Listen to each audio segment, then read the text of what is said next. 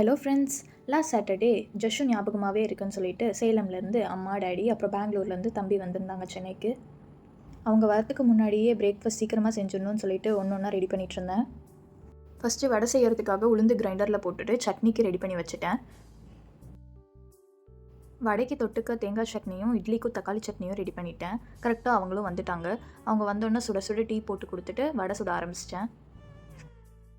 ஊரில் இருந்து யார் வந்தாலும் சரி, எங்கள் அம்மா அப்பா வந்தாலும் சரி, இல்லை என் மாமனார் மாமியார் வந்தாலும் சரி, ஜஷ்ஷுக்கு ஒரே குஷி தான். உடனே அவங்க கொண்டு வந்த பேக்கை தான் பார்ப்பான். தம்பிக்கு என்ன ஸ்நாக்ஸ் வாங்கிட்டு வந்திருக்கீங்க அப்படின்னு கேட்குறது மட்டும் இல்லை, வீட்டுக்கு வரவங்களுக்கு ஃபஸ்ட்டு தண்ணி எடுத்து கொடுக்குறதும், நம்ம வீட்டில் என்ன இருக்கோ அதை ஃபஸ்ட்டு சாப்பிடுங்க, கொஞ்சமாக சாப்பிடுங்க, கொஞ்சமாக சாப்பிட்டு பாருங்கள், டேஸ்ட்டு தான் பாருங்களேன் அப்படின்னு சொல்லிட்டு கம்பல் பண்ணி ஏதோ ஒன்று வந்த உடனே சாப்பிட வச்சுருவான். 10 days பேக் பிளட் டெஸ்ட் எடுத்திருந்தேன். அதில் அயன் டெஃபிஷியன்சின்னு சொல்லியிருந்தாங்க. ஸோ ஊர்லேருந்து வரப்போவே கம்பு உருண்டை, கடல உருண்டை, முருங்கைக்கீரை பொடி, கருவேப்பிலை பொடி, சுண்டக்காய் வத்த குழம்பு அப்படின்னு அயன் ரிச் ஃபுட்ஸாக செஞ்சு எடுத்துகிட்டு வந்திருந்தாங்க. அது பத்தாதுன்னு அயன் டேப்லெட் கூட வாங்கிட்டு வந்திருந்தாங்க.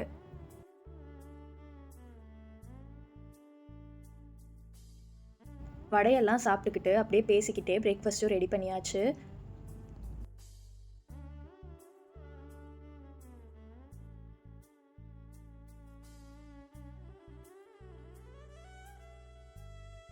பிரேக்ஃபாஸ்ட் சாப்பிட்டு முடிச்சுட்டு மகாபலிபுரம் போகலான்னு சொல்லிட்டு பிளான் பண்ணோம். அம்மா தான் சுண்டக்காய் வத்தல் குழம்பு எடுத்துகிட்டு வந்துட்டாங்களே, ஸோ ஒயிட் ரைஸ் மட்டும் வச்சு தயிர் சாதம் கொஞ்சம் ரெடி பண்ணிவிட்டு அங்கேயே எடுத்துகிட்டு போய் சாப்பிட்லாம் அப்படின்னு பிளான் பண்ணிவிட்டு எடுத்துகிட்டு கிளம்பியாச்சு. மகாபலிபுரம்க்கு எப்படி போனோம், என்னென்ன பிளேஸ் எல்லாம் பார்த்தோம், அங்கே போய் என்ன செஞ்சோன்னு நெக்ஸ்ட் வீடியோவில் பார்க்கலாம். பாய்.